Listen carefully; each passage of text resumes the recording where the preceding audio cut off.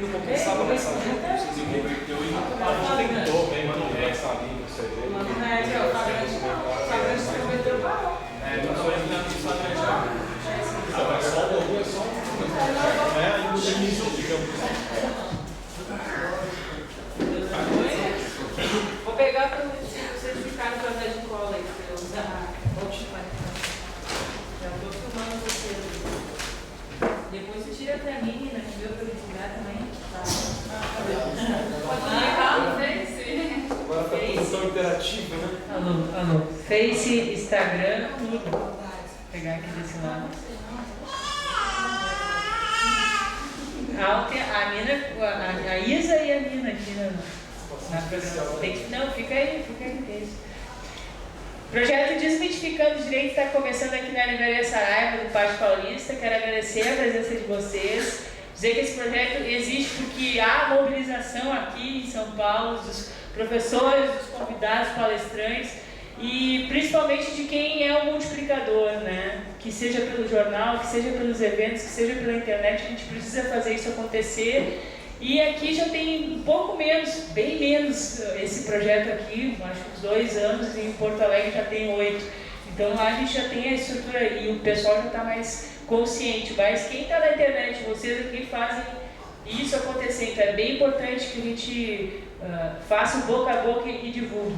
Hoje a gente vai discutir o direito à moradia pela música Domingo de Chuva. Esse CD que está pertinho do Ricardo é o novo CD, sozinho, né, Crônica?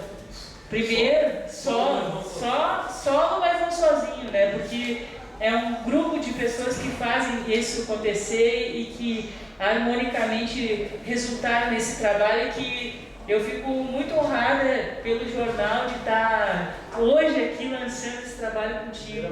E principalmente do direito, né? O Ricardo Yamazaki aqui do lado, advogado, também está aqui, militante na área de direitos humanos e também ativista na área da música com rap, advogando pela família de sabotagem e outras ações sociais também. E é muito importante que essa união do direito e da arte aconteça, porque o Crônica, né, já teve outra oportunidade pelo Grupo A Família, abordou o Castelo de Madeira e também a temática do direito à moradia, que é uma coisa que vivenciaram muito já e é muito presente na luta social que eles desenvolvem. Então hoje aqui vou fazer a minha parte, dizendo a qualificação de cada um. Crônica Mendes é rapper, compositor e um dos criadores do Grupo A Família. Lançou em outubro seu primeiro disco solo, que está aqui hoje sendo lançado conosco, Até Onde o Coração Pode Chegar, com participações de nomes do rap nacional e da música popular brasileira. O rapper divide seu tempo entre a música, literatura e atividades sociais. Quem tiver oportunidade, acessa na internet cronicamendes.com.br. Ricardo Yamazaki, que é advogado, sócio do escritório Augusto Yamazaki Advogados, professor da Escola Superior da Advocacia, da Ordem dos Advogados do Brasil, professor também da FCG School Business no curso de Gestão Pública e Terceiro Setor. Atualmente ele também é primeiro secretário da OAB Ipiranga, membro e pesquisador do Núcleo de Desenvolvimento de Estudos e Pesquisas sobre o Negro Brasileiro, do Departamento de Direito da Faculdade, do Departamento de Direito do Estado, da Faculdade de Direito da Universidade de São Paulo. E como eu falei já também, gosta de rap, e por isso que eu convidei ele para também fazer a contribuição a partir da música do Crônica aqui hoje e especialmente para vocês. Muito obrigada pela presença, a Nina, a Isa, também que estão aqui presentes, sempre juntas, e a Baguá que está agora apoiando, e depois quero que tu comente. Vou passar primeiro para ti, Crônica, e depois para o Ricardo, e a gente fica à disposição para as perguntas. Sejam todos bem-vindos. Bom, acho que eu só tenho a agradecer pelo convite mais uma vez ao Jornal Estado de Direito. É sempre importante a gente estar junto, fortalecendo e fortificando as ideias e manter esse diálogo. Eu acho que através do diálogo a gente consegue descobrir novos universos, formar opinião e se fortalecer. E que isso aconteça mais vezes e podem contar comigo sempre. Agradecer a presença de todos vocês aí. Para mim, eu acho que é importante a gente reconhecer também a importância que o rap tem para cada um de nós que estamos aqui. Afinal de contas, hoje a gente vai trocar umas ideias sobre a música do Domingo de Chuva, a qual eu escrevi num momento de, infelizmente, assim, não muito bom, porque a música nasceu de uma visita que eu fiz na comunidade do Jardim Pantanal, junto com o coletivo Peso, Periferia Soberana, né? Com o meu amigo Eduardo Bustamante. E nessa visita, a gente trocando ideia com as famílias, vendo todas aquelas casas derrubadas, vendo todas aquelas casas alagadas. E até então, pelo que a gente tem ideia, foi digamos assim, um enchente, um alagamento criminoso, né? Porque as portas foram abertas e famílias moravam ali, tiveram tudo perdido. E foi muito triste assim, a visita. E eu não queria ficar quieto diante disso, não queria guardar toda aquela experiência só para mim. Por mais triste que seja, eu acho que as pessoas precisam saber o que está acontecendo com a gente, nossa, né? Porque às vezes as pessoas acham que o rap parou de lutar, o rap parou de militar, e isso é complicado, porque não é uma verdade. O rap continua atuando, continua relatando, continua denunciando. E o meu papel naquela visita, no Jardim Pantanal, foi exatamente isso. Era observar, era dialogar, era tentar entender, era levar um pouco de solidariedade para aquelas famílias ali, de certa forma também levar um pouco de descontração para que elas pudessem, mesmo diante daquele momento de tristeza, porque perderam suas casas e tudo mais, ainda assim ver naquilo tudo uma força, uma vontade de recomeçar. Como eu falo numa das músicas, por mais que a chuva caia, reconstruir é preciso. E eu precisava passar essa ideia adiante, por isso eu fiz a música, por isso que Domingo de Chuva nasceu. E acabou que ela conta a história de Maria, um nome fictício, mas quantas Marias você encontra pelas periferias de São Paulo e do Brasil? Tanto é que a música, alguns fatos narrados ali, também se assemelham com várias famílias do Brasil inteiro, como também de Santa Catarina. Na época eu lembro que eu vi o Mandrake, os criadores do Portal Rap Nacional, postando uma foto, ele, a família dele, todas aquelas coisas colocadas em cima da cama, colocadas em cima de, sabe, tudo suspenso do chão, porque ela também alagou de forma avassaladora. E no Rio de Janeiro, as chuvas derrubando os morros, o barro invadindo as casas, levando tudo. Então, assim, uma visita no Jardim Pantanal nasceu uma experiência, uma visão, uma música, mas que se tomou conta de todo o Brasil, porque não é uma realidade só do Pantanal. Eu acho que a luta por moradia hoje é uma luta tão grande como a luta contra o preconceito, a luta contra a homofobia, a luta contra a justiça policial. A luta por moradia é tão grande quanto essas. Então é mais uma luta que a gente tem que abraçar, buscar entender e de certa forma participar. Daí como participar é que a gente tem que buscar a parceria de cada um. Eu entrei nessa através da visita do Jardim Pantanal, através da música Domingo de Chuva. E não pretendo sair dessa luta tão cedo, porque eu acho que só entrar, desfrutar da história que ela te dá e depois você abandonar, eu acho que é muita, como a gente costuma dizer na rua, é pilantragem, né? Eu acho que se você tem a agregar, a somar, você tem que estar ali 100%. E esse meu 100% começou com a música, Domingo de Chuva, que está nesse disco, está na internet, o clipe vai vir logo mais, e é isso. A luta por moradia é uma luta de todos nós. E para começar, minhas palavras iniciais são essas. Obrigado e vamos conversar. Bom, boa noite. Bom, eu sou mero espectador desse grande artista que é o Crônica. Eu gosto de hip hop, gosto do rap já há muito tempo. Mas eu fico muito contente também de ver a nova geração pensando numa melhora para o nosso país. Afinal, a gente fala que o gigante acordou, né? Mas o hip hop nunca dormiu. Na verdade, enquanto hoje as pessoas se manifestam, hoje as pessoas elas reclamam por um país melhor, o hip hop já fazia isso já há muito tempo.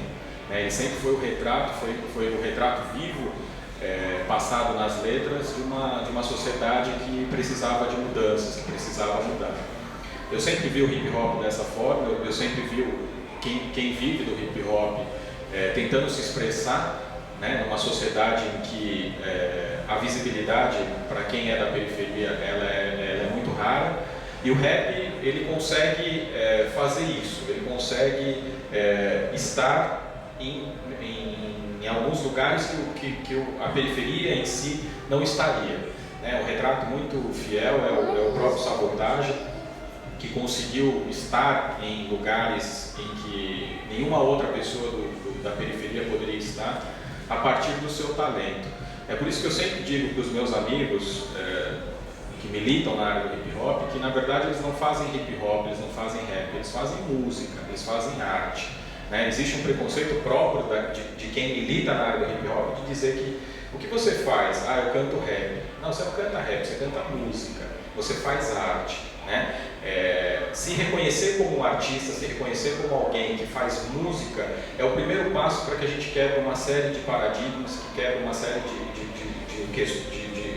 muros invisíveis em que talvez o hip hop não consiga chegar ou atingir as pessoas. Eu queria de início agradecer as pessoas, agradecer a Carmela em especial pelo convite, agradecer a presença de todos vocês, dizer que para mim é uma satisfação, é uma honra poder estar falando um pouquinho com vocês sobre moradia.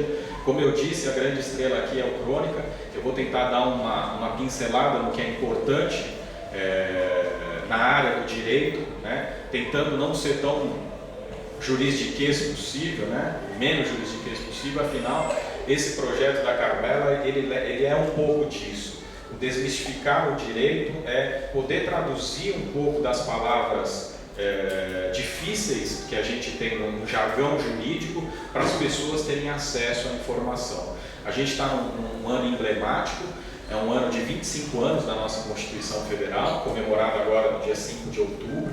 Então é importante que a gente leve para as pessoas um direito mais acessível, com um linguajar mais fácil. Né? Eu sempre digo que falar de Constituição um pouco é dizer que quando a gente compra um aparelho eletrônico, quantos de vocês aqui leem o manual? Uma mentirosa? Mentirosa, não, mentirosa é feio, né? Vamos falar alienígena, né? Vamos falar alienígena.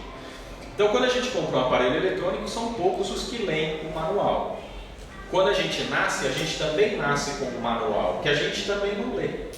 Quando a gente compra esse aparelho eletrônico, que a gente não lê o manual, a gente deixa de usar esse aparelho eletrônico? Não. Eu compro uma TV, não li o manual, mas eu vou lá e ligo a TV, assisto minha TV, o DVD é a mesma coisa e assim por diante. Quando eu nasço, e aí eu nasci com um manual, que eu não leio, eu também não deixo de viver. Eu estudo, eu trabalho, eu namoro, né? Quando eu compro o aparelho eletrônico, que eu não leio o manual, mas eu consigo ligar esse aparelho, consigo usufruir dele, pelo menos aquilo que interessa, eu consigo usufruir outras coisas que esse aparelho eletrônico pode me fornecer ou não? Eu não consigo. Afinal, eu não li o manual. Quando eu nasci com um manual que eu não li, eu também consigo viver, porém eu não consigo usufruir tudo aquilo que ele tem a me oferecer. Esse manual fez 25 anos, é a Constituição Federal, é a nossa lei maior. Então, enquanto o povo não se conscientizar de que ele precisa ler esse manual, e não é culpa do povo, talvez, o não acesso, né, a essa informação que a Constituição dá. Muitas vezes é o problema da própria linguagem. E aí a gente vai para um aspecto muito lá no início, que é a educação brasileira. Né? A educação brasileira, e hoje a gente também tem uma data emblemática, hoje é o dia do livro, né? A gente está num lugar, num ambiente muito bacana, que é uma livraria, falando sobre uma coisa importante, que é o direito à moradia, com uma estrela, para dizer justamente que o livro, já dizia Mário Quintana, né? O livro não muda o mundo, ele muda as pessoas mudam o mundo. Então, quando a gente fala de que a população brasileira ela não tem acesso a esse manual, não é por falta de vontade, talvez, mas às vezes é falta de conhecimento. Às vezes ela não sabe onde ela procura uma Constituição, às vezes ela não sabe que a Constituição brasileira ela tem por obrigação estar em todas as bibliotecas. Às vezes, ou muitas das vezes, a gente não sabe nem onde fica a biblioteca, seja ela municipal, estadual, etc. Então, para fazer esse início, para dar esse início, é bom e importante saber que a Constituição Federal, portanto, nesse paralelo com esse manual que a gente, fazendo um paralelo simples para que a gente entenda a importância da Constituição Federal, fazendo um paralelo com o aparelho eletrônico, é importante que a gente saiba que essa lei maior, que é a Constituição Federal, que fez os 25 anos agora em outubro, ela é uma necessidade para o povo brasileiro, é uma necessidade para que a gente tenha informação, para que a gente saiba usufruir aquilo que ela tem a nos oferecer. Essa Constituição Federal, no artigo 6º, ela traz como direito social, como direito fundamental, o direito à moradia, que é bem retratado na música do Crônica, e a gente vai falar um pouquinho mais a partir das perguntas de vocês, a partir do que a gente vai discutir aqui sobre moradia, mas basicamente é importante saber isso. A moradia ela surge a partir do artigo 6º da Constituição como um direito social, como um direito fundamental, que na verdade deveria ser auto-aplicável. Ou seja, ele estando na Constituição, eu não precisaria fazer o requerimento disso. Na verdade, ele teria que ser um direito natural. Que acontece isso não só para a população em geral, o direito à moradia em específico, mas outros direitos. A gente não teria que brigar pela saúde, a gente não teria que brigar pela educação, ele é um direito natural, ele é um direito auto-aplicável. Mas, obviamente, a gente tem uma série de mazelas que são retratadas pelo REP, uma série de ineficiências, seja do poder público, seja da sociedade em geral, e aí fazendo já uma meia-culpa da sociedade em geral. Afinal, a gente vai para protestar, muitas vezes para a rua, reclamando dos bandidos, e a gente acaba se tornando na medida em que a gente muitas vezes ultrapassa o limite da manifestação para eventualmente quebrar alguma coisa, desrespeitar alguém, Então, eu acho que o direito à moradia, portanto, ele enseja uma série de assuntos, uma série de discussões. Eu acho que seria muito rico a gente também ouvir um pouquinho de vocês, tá bom? Feita essa introdução, mais uma vez agradecer agora com a presença da Carmela aqui, a minha presença aqui, dizer que é um prazer, uma honra sempre poder estar com você e ao lado aqui do Crônica também. Deixa eu pegar eu tive que me ausentar por 3 minutos e eu quero perguntar se por acaso tu chegou a falar sobre a letra da música. Eu dei uma pequena, só o porquê eu escrevi a música e baseado em quê, mas ainda não aprofundei tanto. Acho que não sei se as pessoas aqui hoje já ouviram, se não ouviram vão ter o prazer de ouvir. E aí a gente pode elaborar mais. Isso, é uma sugestão que vocês acham, daí até para a gente abrir esse espaço para dialogar, até para questionar o Crônica, perguntar, estimular que ocorra o debate, e também, de acordo com as inquietações do Ricardo, também fazer as intervenções. Eu não trouxe computador, não sei se tem como rodar o disco, mas se tu quiser declamar ela, fica, ou falar da letra como tu quiser, eu vou te passar o microfone. Bom, na verdade eu acho que a música ela cumpre um papel principal de primeira instância, que é chamar a atenção para essa luta da moradia, chamar a atenção por esse interesse das pessoas, porque às vezes a gente acha que a casa da gente nunca vai alagar, o nosso muro nunca vai derrubar, a gente nunca vai perder as coisas. Em certos lugares é até interessante, porque assim, às vezes a gente reza, faz a oração, seja qual for a religião, pedindo chuva, mas se chover demais a casa da gente cai, aí a gente pede sol. Então assim, a chuva que alaga às vezes também refresca, e às vezes ela traz boas novas para as pessoas, e às vezes ela traz lama para dentro da nossa casa também. Então é um negócio muito puxando por esse lado um pouco poético, Mas infelizmente no Brasil o que a gente mais vê, tanto os alagamentos e os desmoronamentos causados pelas chuvas, não tem nada a ver com Deus, ou seja, lá a crença de cada um, mas sim com o descaso do poder público mesmo, porque tem muita falta de força de vontade de colocar em prática a política pró-moradia. A gente está passando um momento muito interessante, que é agora toda essa especulação imobiliária com relação à Copa do Mundo, né? Para construir o próprio estádio do Corinthians mesmo, para fazer a abertura da Copa, várias famílias foram desabrigadas, mas ninguém quer falar sobre isso, afinal de contas, né, envolve futebol, que é uma outra grande paixão nacional, mas ninguém quer saber também sobre um grande problema social no Brasil, que é as favelas, que são as periferias, mais as favelas na verdade, né? E essas famílias que estão cada vez mais sendo jogadas para longe, para longe, para longe. Precisamos construir, a família ocupa uma terra que até então não tinha valor nenhum, mas a cidade vai crescendo, né?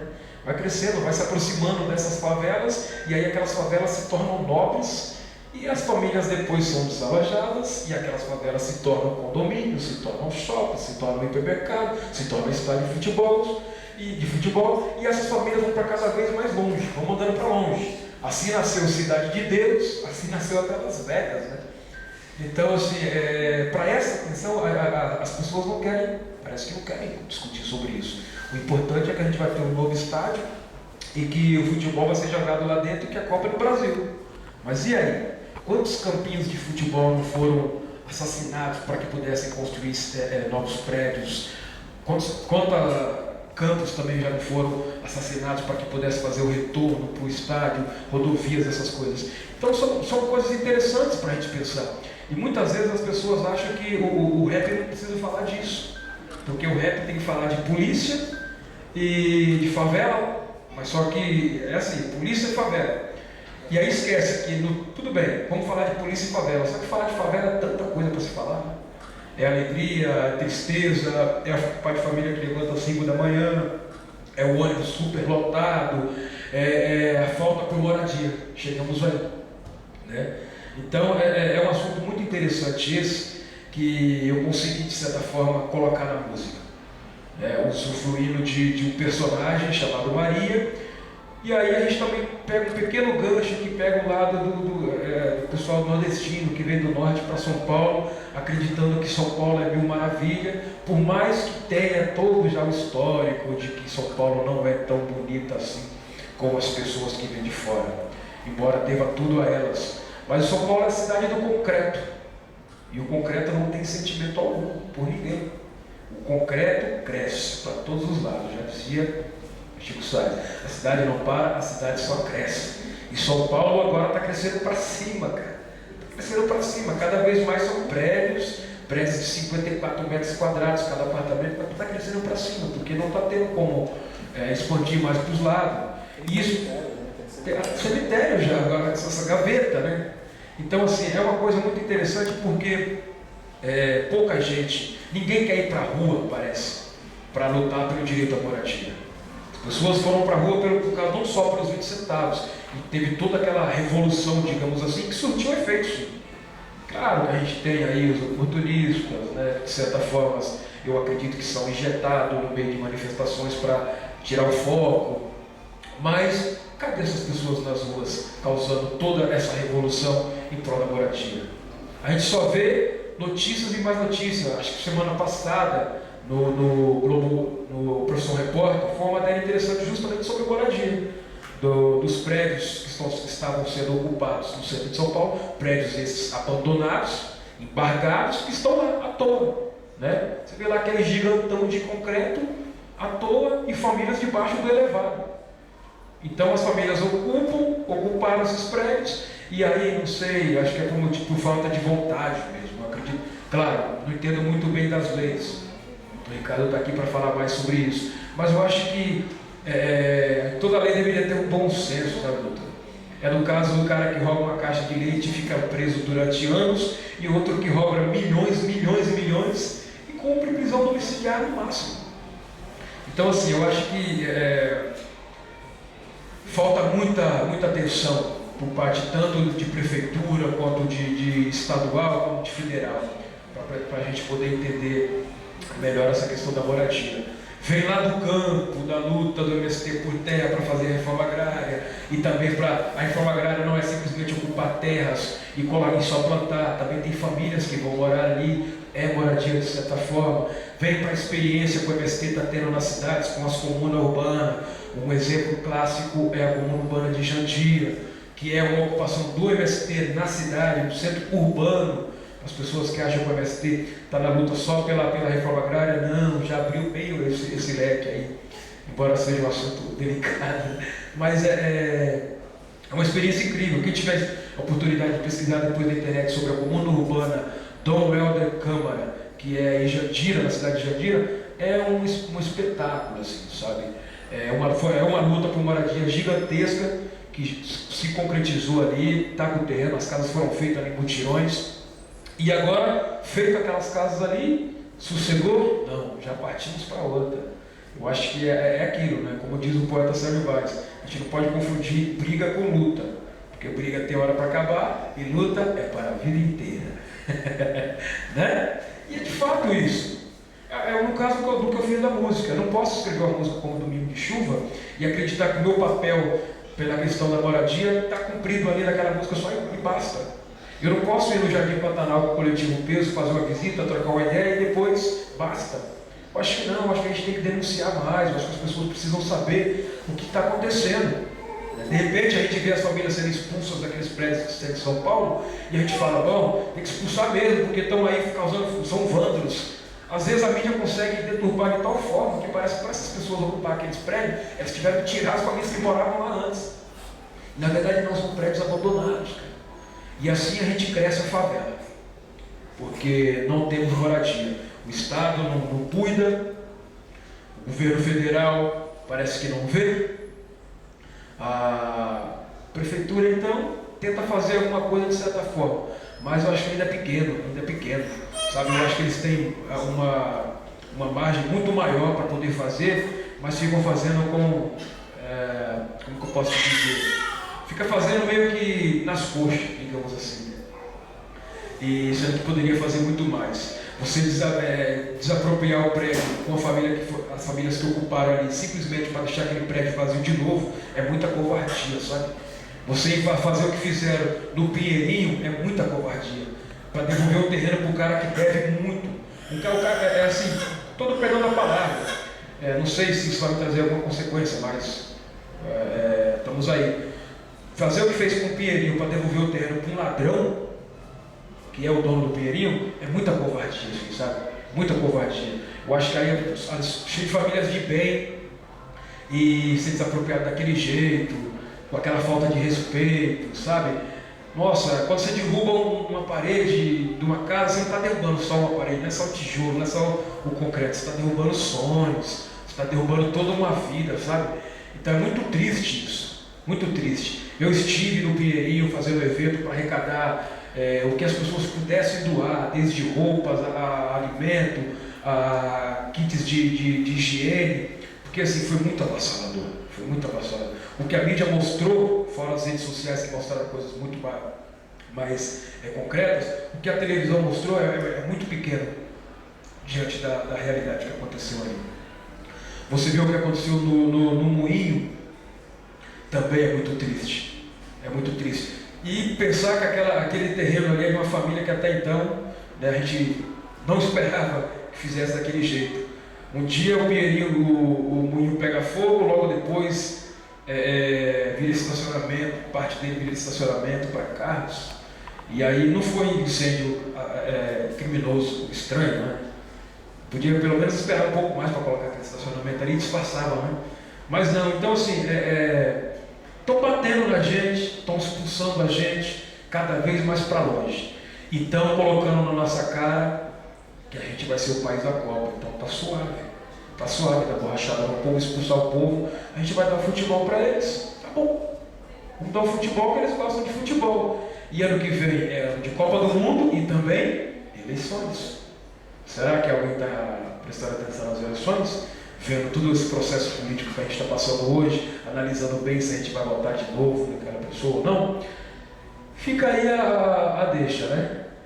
estão nos batendo, nos massacrando, ninguém quer dar moradia para a gente. A gente não quer assistencialismo. Eu acho que a luta por moradia, a gente quer ter algum lugar onde morar, pagar suas contas ali, pagar a água, pagar a luz, pagar o imposto. Vai pagar tudo o que exige, vai pagar. A gente não quer morar de favor. Eu vou ocupar um prédio e não vou pagar mais nada, estou salvo. Não é isso. A luta por moradia não é essa. Então eu acho que a gente deve sim, não só parar na música Domingo de Chuva, fica a dica para vocês ouvirem, coloca na internet lá, cronicamente, Domingo de Chuva, vocês vão ouvir, e eu espero poder, sei lá, acho que por e-mail ou pelas redes sociais, conversar mais sobre isso. Mas que a gente não pare na música, que a gente se aprofunde mais nessa questão da luta por moradia, principalmente nessa questão da Copa que está vindo aí, porque o tanto de família que está sendo desalojada é incrível, sabe? E cada vez mais estão jogando a gente para longe, cada vez mais estão jogando a gente para longe. Não tem outra palavra que não essa. Nós estamos sendo jogados para depois ser tapeado com um jogo de futebol. Na verdade, esse jogar para longe, na verdade a periferia ela é a herdeira da época da escravidão, né? Se a gente pensar há anos atrás, e o Brasil foi um dos últimos países a abolir a escravidão, na verdade é um retrato puro. A periferia ela surgiu, seja eles nos morros do Rio de Janeiro, seja na periferia de São Paulo, a partir do fato de que os escravos foram lançados à liberdade, né, uma pseudo-liberdade, a partir de uma lei áurea que tinha 2 artigos. O primeiro dos artigos dizia que a partir de tal data a gente não tinha mais a escravidão, e no segundo artigo revogavam-se todas as disposições em contrário, e obviamente nenhuma indenização à época foi paga para nenhuma dessas pessoas. Essas pessoas se viram sem o que elas recebiam, porque trabalhavam, sem alimentação, sem vestuário, sem moradia, e obviamente elas tiveram que ir para longe dos grandes centros, e aí surgiram os morros do Rio de Janeiro, surgiram a periferia de São Paulo. A cidade cresceu, a cidade evoluiu, a cidade progrediu, e obviamente estamos chegando, né? O centro já está expandindo, o centro já não é mais aquele foco pequeno, hoje o centro é grande. E ao atingir a periferia, obviamente, ela vai começar a empurrar com essa questão imobiliária, ela vai começar a expulsar quem estava ali há muito tempo, né? Isso é fato, o Crônica disse muito bem, e na verdade, quando a gente fala de periferia, uma das formas de expulsão é a forma com que o Estado chega nessa periferia. Eu sempre digo e faço aqui uma reprodução do que o deputado estadual do Rio de Janeiro, Marcelo Freixo, fala. Ele fala que o Estado ele não está ausente na periferia, ele está presente. Na verdade, o Estado está presente em todo lugar, inclusive na periferia. O que modifica ele estar presente num bairro nobre, como a gente está aqui em Cerqueira César, de ele estar lá em Itaquera, de ele estar lá em Arthur Alvim, é o fato de como ele está presente. Então, no bairro nobre, ele está presente com hospitais bons, ele está presente com asfalto na rua, e na periferia ele está presente com a força policial. Mas ele está presente, né? Reprimindo, muitas vezes. Então, a diferença do Estado para a periferia, e é uma das formas para que ele expurgue o que ele entende como ruim, ou como quem está atrapalhando, é o fato de ele começar a empurrar realmente as pessoas para fora. Obviamente ele também ele tentou de certa forma trazer o povo mais para o centro, porque era uma coisa óbvia você ter o povo que trabalha no centro perdendo 2 horas para ir para trabalhar e 2 horas para voltar. Era óbvio que o Estado deveria criar mecanismos para que a população viesse para o centro, para que a população morasse no centro, né? E ela, a partir de então, ela criou certas condições, e o povo até que veio.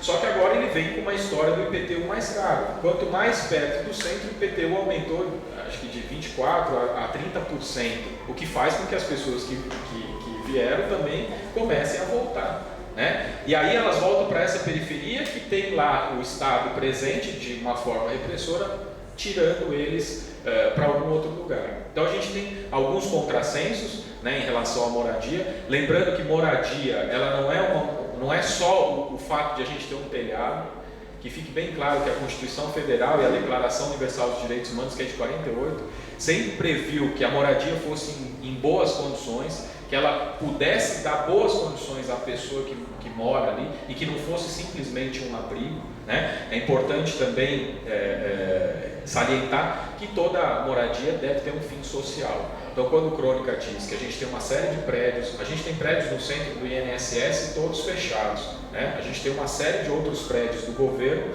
que ficam fechados. Esses prédios do governo não são do governo, porque a gente tem a ideia ainda, voltando lá para a época da escravidão, que o Estado é um senhor e que a gente deve bênção a ele, que ele nos faz favor quando ele presta um serviço público, quando a gente vai a um cartório, quando a gente vai a algum ambiente público, quando o funcionário ele faz a função dele, a gente agradece, fica feliz. Quando ele dá um sorriso para a gente ganhou o dia. Como se aquilo que ele está fazendo ali não fosse uma obrigação, mediante os impostos que não são baixos, que a gente já paga. Então, quando a gente fala de que alguns prédios são do governo, nada mais é do que aqueles prédios também são nossos, aquele prédio também é do povo, né? Agora, por uma série de questões, sejam elas por ausência de informação, por falta de conhecimento, a gente fica à mercê daquela minoria, porque quando a gente está numa sala de aula, a gente pergunta, quem quer ir embora? Se a maioria vota, normalmente a gente vai embora. Você quer pizza ou churrasco? Se a maioria vota churrasco, vai ter churrasco. Aqui no nosso país, ao contrário, não. Aqui no nosso país, a minoria manda na maioria, e a minoria faz o que quer. E como que essa minoria chega no poder? Pela maioria, porque o cara só entra lá para governar, o cara só entra lá para legislar através do nosso voto. Então, como bem disse o Crônica, ano que vem, que eu acredito que a gente nem vai ter, pode esquecer 2014, para efeito de trabalho, para efeito de qualquer coisa, a gente começa com o carnaval, vem Copa do Mundo e eleição. A gente só vai começar o ano em 2015, 2014 acabou, só que a gente tem uma missão muito importante, que é um pouco, e deve ser, o resultado de toda essa manifestação, que é legítima, sim, da população brasileira, de dar um basta nessa corrupção, de dar um basta nessas pessoas que não representam a gente, né, que são as eleições. A eleição é o momento para que a gente possa dar vazão ao poder que a gente tem, elegendo bem e sabendo escolher as pessoas em quem a gente vota. É importante também dizer que a moradia, ela deve ser um resgate dos moradores de rua, é importante que a gente destaque isso, né? Afinal, quando a gente fala de moradia, a gente não fala só daqueles que têm moradia, né? Seja ela precária, seja ela um abrigo, mas a gente também fala daqueles que não têm moradia, né? Que são os moradores de rua. É importante que a gente vai ter até um seminário agora na USP, lá na Faculdade de Direito, que vai tratar um pouquinho sobre o morador de rua. Porque eu sempre digo que trabalhar com direitos humanos é necessária vocação. Quem não tiver vocação pode fazer outra coisa. Vocação é uma coisa que nasce com a gente não escolheu, né? Eu digo que trabalhar com direitos humanos não adianta estudar, não é decorar lei, não é saber tudo sobre direitos humanos, não é isso. Direitos humanos precisa disso, mas direitos humanos é vocação.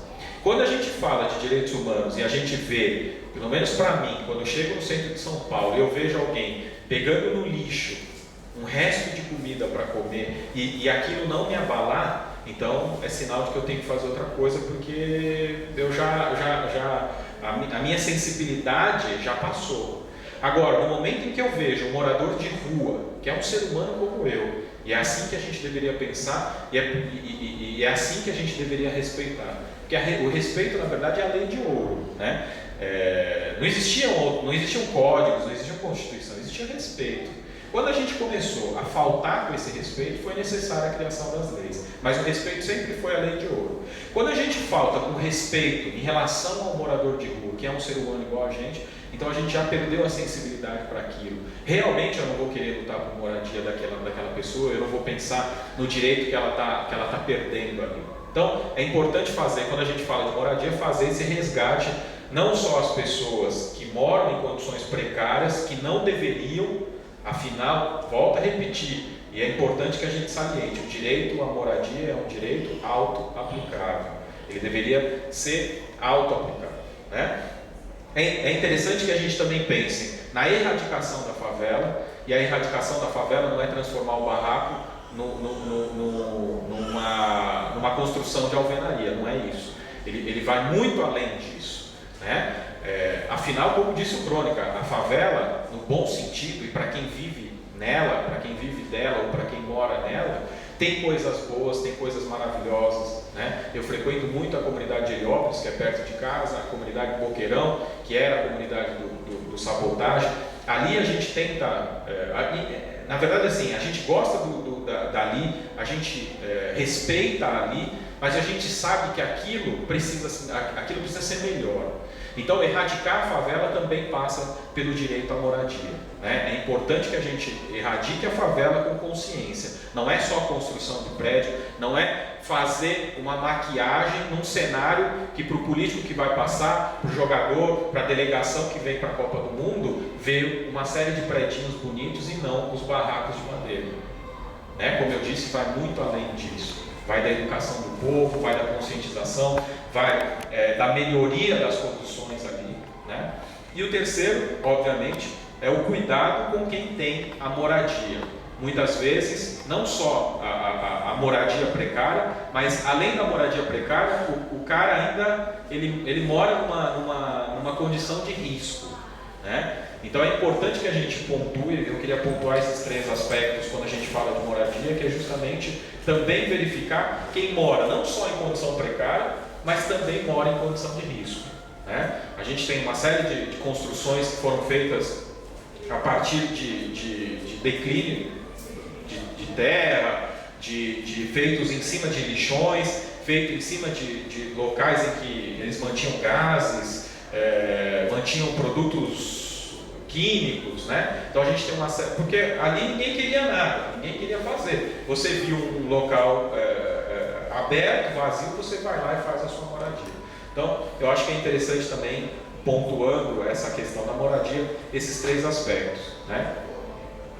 Aí eu acho que vocês também poderiam contribuir, eu acho que tem muita riqueza no que vocês têm aí a oferecer, mas basicamente a princípio seria essas ponderações, lembrando também que a gente vê a filhinha do Crônica aqui, e quando a gente brinca, ou quando a gente brincava, isso rememorando a nossa infância, a gente queria brincar de casinha, né? Era sempre essa a brincadeira inicial de uma criança, porque a casa ela significa muito, né? Ela significa o aconchego, ela significa proteção, né? Segurança, e não necessariamente ela precisa ter o teto, porque o morador de rua, a criança em condição moradora de rua, seja ela de rua ou na rua, ela também acha que aquilo é o aconchego, porque ela tem um poder alto de resiliência, a criança tem um poder alto de resiliência, que é o poder que a gente tem de enfrentar os nossos problemas. A gente vai perdendo esse poder de resiliência na medida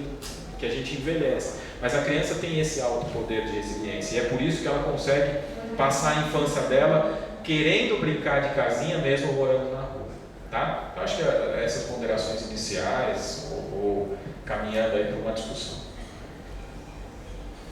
Alguém quer aproveitar para fazer uma pergunta? Alguma pergunta?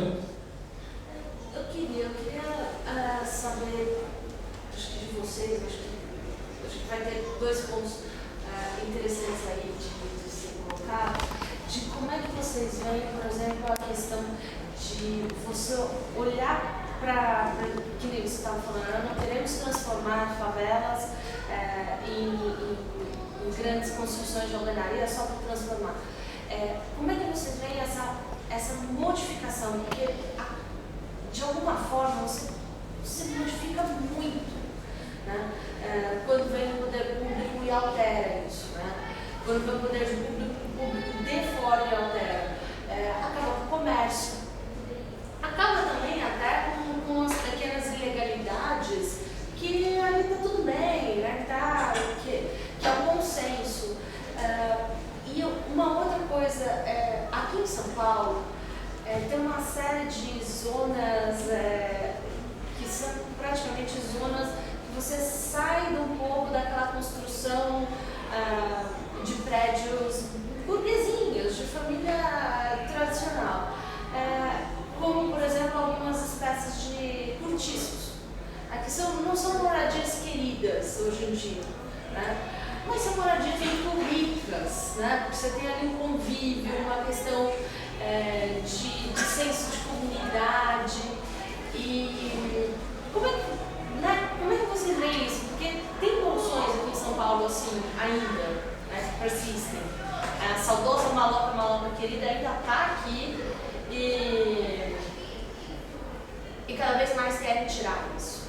Aí eu vejo as Mas pessoas esse é Celso Garcia, né? Celso Garcia é a rua de São Paulo que tem mais cortiço. Óbvio que existe esse glamour, talvez, da comunidade, das pessoas se unirem em prol de alguma coisa. Eu vejo muito diferente a ideia do cortiço para a ideia da comunidade, de uma favela, por exemplo. A favela ela tem um histórico, a pessoa normalmente ela nasce lá e ela, na medida em que as casas, a moradia ali vai se desocupando, ela chama os familiares para morar lá. Então você tem, muitas vezes, numa mesma comunidade, uma série de famílias, são algumas poucas famílias com várias pessoas, né? Você vai na comunidade de Prainha Branca, no Guarujá, são pessoas que são as mesmas famílias há anos, não se vende ali, né? na comunidade de Prainha Branca. Você vai para uma comunidade quilombola, você também tem a tradição de manter a mesma tradição.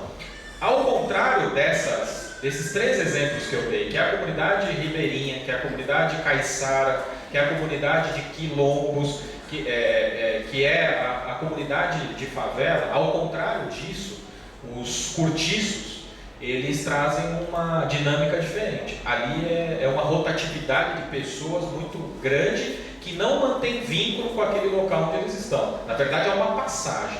O que faz com que... na frente tem esse vínculo. Tá. Então é uma exceção. Porque assim, se você pegar ali essa rua da Celso Garcia, que concentra em São Paulo a maioria dos cortiços de São Paulo, você tem um grave problema dessa rotatividade, faz com que, primeiro que você não se enraiza, você não cria vínculos ali, seja com o local, seja com as pessoas, o que faz com que você tenha uma série de problemas. Você tenha problemas de pessoais, você tenha brigas, você tenha ali o risca-faca mesmo dentro do cortiço, né? Diferente de uma comunidade, como eu te disse, dessas outras comunidades mais tradicionais. O que eu vejo, né, na sua pergunta, o que daria para mudar? É a força do exemplo, né? Eu frequento Heliópolis, frequento Boqueirão, já estive lá no Pantanal, e o que acontece? Na verdade, a gente tem uma falta de informação, o exemplo clássico é o Boqueirão, a gente está tentando fazer um trabalho ambiental lá, porque as pessoas jogam lixo no local onde elas moram, porque talvez elas não reconheçam aquilo como um local, para elas precisa ter esse pertencimento da comunidade, porque na medida que você tem o pertencimento da comunidade, você fala, não, peraí, não é só minha casa é o meu lugar, não, a minha comunidade inteira. Só que para isso você precisa levar informação para as pessoas, porque elas não fazem de maldade, é porque elas não sabem. Então, vamos supor, hoje a gente está levando um trabalho lá para o Boqueirão de um minhocário. O que é o minhocário? É o cultivo das minhocas, para que você pegue o lixo, não o lixo reciclável, a gente já deu ensinou a comunidade, ela mesma, não só separar o lixo dela reciclável, mas obter lucro com isso, né? E a partir daí a gente vai começar a trabalhar o lixo que não é reciclável, que é através dos minhocários, através da horta comunitária, através de uma série de exemplos que a comunidade muitas vezes não tem. Por que não tem? Porque ela acorda às 6 horas da manhã, ou muitas vezes ela sai de casa às 6 horas da manhã, ela acordou 5 horas, aí ela vai pegar um ônibus lotado, demora 2 horas para chegar no serviço, vai lá no serviço dela, né? Houve uma série de abusos do patrão, sai do serviço dela, pega mais 2 horas de trânsito, quando não tem algum outro problema no trânsito, ela chega em casa e é aquela história, quando o filho quer tomar leite, ele não quer saber a cor da vaca, ele não quer saber que o cara teve um dia cheio, ele vai tentar lhe dar uma atenção para o filho dele. Então quando que ele vai pensar se na comunidade dele ele só vai para dormir? Agora, óbvio que com a força do exemplo, com a educação, a gente consegue levar para essas pessoas uma nova perspectiva. Porque somente com uma nova perspectiva, e eu acho que o rap cumpre muito esse papel, né, de mostrar para as pessoas que você pode, que você consegue, né, que você pode mudar a sua vida a partir de uma ação. Só que essa ação, obviamente, ela precisa de um início, e esse início, muitas vezes, ele não chega pela ausência de informação, né? Obrigado pela pergunta.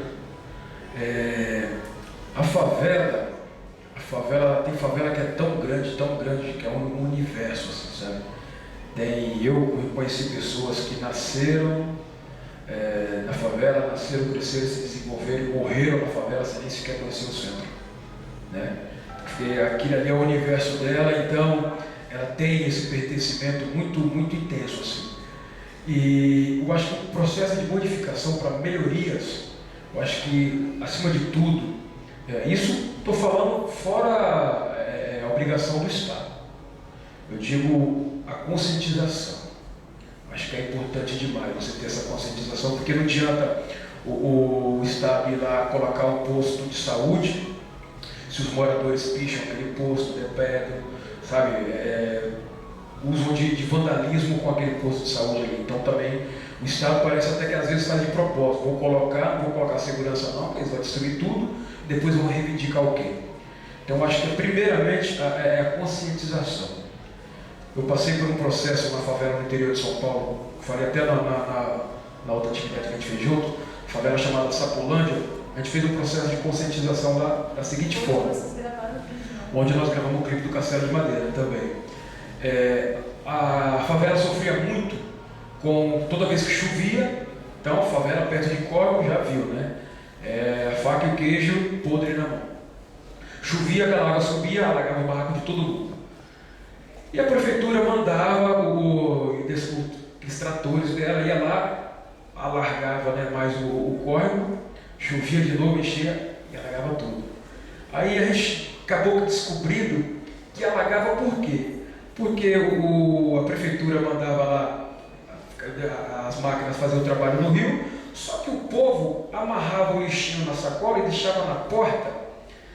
E quando chovia, antes da água, o rio envelhecer, a água descia a ladeira da favela, levava todo aquele lixo para o rio transbordava e devolvia o lixo para casa. Ou seja, não adiantava só o poder público limpar o rio, se aí não tivesse a conscientização dos moradores aqui. Amarre seu lixo na sacolinha, leve lá em cima até a caçamba e coloca lá. É uma caminhadinha, porque morar em favela, às vezes a ladeira é gigantesca. Você pode ver que a maioria de pessoas de favela tudo em forma, não é porque faz academia não, é porque as ladeiras são terríveis. E aí a gente fez um trabalho lá que falou, bom, então dessa vez quem vai limpar o rio não vai ser mais a prefeitura. Vamos reunir a comunidade, vamos bater um papo com ela, vamos levar o rap, porque aí a gente anunciou que nós íamos cantar lá, então choveu de jovens, aquele bando, um monte de jovens querendo ouvir a gente cantar. E o rap foi só a isca. Quando eles vieram esperando a gente cantar, antes de cantar a gente tome conscientização. Vamos trocar ideia, vamos bater um papo, vamos explicar por que está lá na favela, que não é só a ausência do poder público. Como o Ricardo falou, o poder público está lá, só que agindo de uma forma meia boca. E a gente fez esse processo de conscientização, explicando a importância de separar o lixo orgânico do lixo reciclado, a importância de subir a ladeirinha e colocar o lixo na caçamba, e conseguimos junto a isso um mutirão para limpar o rio, o córrego na verdade, né? Quem diria se aquele fosse um rio? Foi um dia. Né? E aí nós mesmos, enxadas, carriolas, a gente fez a limpeza daquele córrego ali e ficou uma maravilha. Ficou uma maravilha. Choveu depois e não teve o mesmo efeito. Só que com o passar dos anos, acho que cansaram de subir a ladeira de novo, as pernas doíam mais, porque a saúde vai ficando precária, voltaram a colocar a sacolinha de lixo na porta, hoje está lá ainda, alaga tudo novamente. Ou seja, bom, quem é a culpa? Quem é o culpado? Né? Então, se não tiver um processo de conscientização, não adianta você tirar o barraco e colocar a casa de alvenaria. Porque às vezes também, o que é ser favela? O que é ser favela? É morar na ilegalidade? Eu acho que tem muito mais isso. O cortiço não é tão ilegal assim, digamos. Já a favela, né, você vê aquele emaranhado de fios, você fala, bom, realmente ali é uma favela. Então a favela traz esse retrato de ser mais ilegal do que o cortiço. Mesmo que o cortiço seja um lugar onde as pessoas às vezes são mais passageiras, às vezes tem as pessoas que moram ali mesmo. Quando eu fui mudar para Barra Funda, eu vim do interior de São Paulo, de Hortolândia, eu ia para Barra Funda, eu ia morar no Cortiço, porque eu gostava daquela ideia de Cortiço, vindo do Chaves até, criança, né? Pô, morar no Cortiço, você entra lá no Cortiço, lá tem aquela praça central, eu acreditando que as pessoas se reuniam ali. Na verdade, ninguém se reunia ali nada. Era quase que um Cortiço dormitório. As pessoas iam para o centro trabalhar, voltavam para lá para dormir. Quando você falou que lá na frente você tem pessoas que ficam lá, eu achei isso bem interessante. É muito, muito legal isso. De uma certa forma, é um Cortiço favela. Um Cortiço favela. Mas assim, eu acho que o processo, voltando a dizer, da conscientização, é muito importante. Porque, infelizmente, a gente tem... É até chato falar isso, mas o nosso povo é meio preguiçoso em algumas coisas. Né? A gente não lê muito. A gente não quer nem saber o que está acontecendo no processo político do país. A gente quer saber o que vai acontecer no próximo capítulo da novela. A gente quer saber quem é a nova capa da Playboy, quem é a nova namorada do Justin Bieber. Então, infelizmente, a gente ainda usufrui muito de futilidade e pouco do conhecimento. E aí nós somos um prato cheio para ser alienados, infelizmente. Aí fica fácil expulsar gente das favelas, aí fica fácil expulsar gente do Cortiço, aí fica fácil você catar, só pintar aquelas primeiras casas da favela e falar que está tudo bonito. Tem um CDHU na Marginal que é muito interessante. Você passa assim um CDHU na frente, todo bonito, grafitado, aquele prédio lindo. Aí quando você está de olho, você levanta de olho, você vai assim atrás daquela favela, terrível. Então não adianta maquiar. Bom, vamos tirar a cerca e vamos colocar um muro grafitado. Vai ser bonito. Mas e atrás daquele muro ali? Quantas histórias lá tem? Então não dá para maquiar, tem que conscientizar. E é essa mesma favela que o poder público não manda o caminhão de lixo recolher o lixo de forma correta. É a mesma favela que o poder público só manda a polícia ir lá descer a lenha. É a mesma favela que tem o funk dominando tudo. Por quê? É o que sobrou para nós. Não é as pessoas falam, nossa, o funk está tomando conta das periferias de São Paulo. Na verdade não está. Quem toma conta da periferia de São Paulo é o brega, é o forró, é o sertanejo, é a música nordestina. O funk está tomando conta da juventude. Pouco interessada também. Não quer, sabe, catar uma letra e apurar fundo. Mas por quê? É o reflexo da educação que a gente tem. O Estado não dá uma educação de qualidade. O pouco que tem, os jovens, nós não consumimos da maneira correta. Quando tem um professor que tenta fazer alguma coisa pela gente, a gente quer espancar esse professor, falando que ele não é nosso pai para nos educar. Quando o professor vai para a rua fazer manifestação, é recebido a porradas. A população não vai junto com os professores para a rua. Quando a gente vai fazer uma manifestação, por exemplo, do MST, as pessoas chamam de vagabundos. Não, que a reforma agrária na cidade não existe. Não é que a reforma agrária na cidade não existe, é que os poderes estão aqui na cidade, não estão no campo. Eles não querem dar atenção. Então, se a gente não se conscientizar, cara, sabe, meio, não sei se é utopia, mas eu fico pensando, eu acho que se a gente não se conscientizar, nada muda. Vai continuar sempre o mesmo. Vocês estão reclamando bastante? Estão reclamando bastante? Toma uma Copa do Mundo. Está reclamando bastante? Está reclamando bastante? Toma um campo de futebol novo. Está reclamando bastante? Vou recapear só a primeira rua ali e colocar uma guia. Aí todo mundo vai ficando quieto. Só se mobiliza quando aperta no bolso. Aí todo mundo quer ir para a rua. Aí todo mundo vai e faz já o que tem que fazer. Volto a dizer, eu acho que a gente tem que ocupar mais vezes as ruas. A gente tem que ocupar mais vezes. Acabamos de ter esse grande exemplo agora, que foi esse caso não só pelos 20 centavos, mas que causou tudo, aconteceu o que aconteceu, teve depredação? Teve, mas eu acho que se tivesse também, o negócio ia demorar mais ainda. A gente teria que ficar mais na rua ainda. Então, de repente, de certa forma também, esses vândalos, que eu não sou a favor deles, não sou a favor de vandalismo nenhum, mas de certa forma, eles até contribuíram. Eu acho que é terrível, quando você provoca um medo, parece que alguma coisa acontece. Então, eu acho que é isso. Devemos ocupar mais as ruas, não só por aquilo que me afetou. Agora eu não posso mais, por exemplo, o rap ser proibido de tocar em São Paulo, como já foi, na virada cultural, já tinha sido proibido, voltou agora, graças a Deus, e ninguém foi para a rua. Por quê? Porque ninguém não está nem indo para o rap. Acho que o rap é coisa de bandido. Ainda hoje as pessoas acham que o rap é coisa de bandido.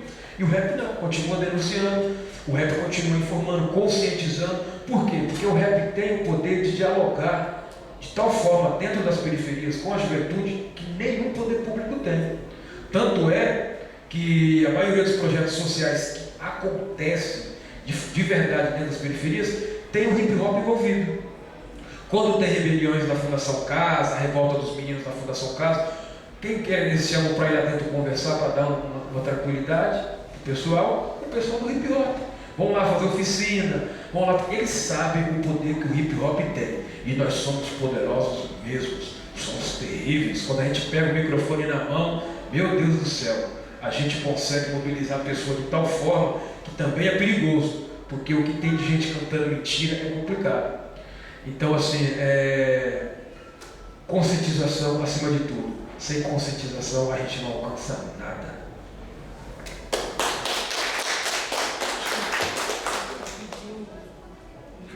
Quero saber se alguém gostaria de fazer mais uma pergunta.